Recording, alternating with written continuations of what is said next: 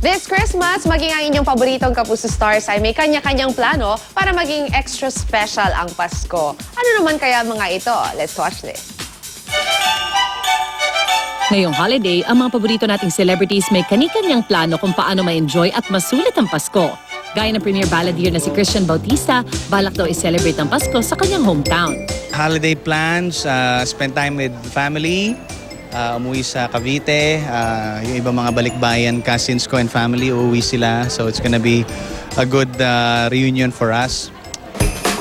Ang Sunday Pinasaya comedy stars na sina Gerald Napoles at Joey Paras, balak mag-sun, sea and sand this December.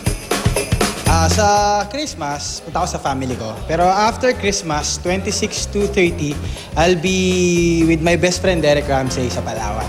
Kasi may beach house sila sa San Vicente. So, ando kami mga mag-best friend. Tsaka family niya. First of all, gusto kong matulog, gusto kong magpahinga. Kaya pupunta ako sa isang lugar na parang ako lang o kaya kasama ko yung intimate friends ko. Most probably sa isang hotel or sa favorite beach resort ko sa Batangas. Pero ibahin niyo ang mga batang sina Chuchay at Boobsy Wonderland. Gusto mag-explore outside the Philippines ngayong Kapaskuhan. Sa Sial. Wala po kami dito. Pupunta kami ng lola ko sa Hong Kong. Apo, kasi hinahanap namin yung lolo ko. Iniiwan namin doon eh. Babalikan namin.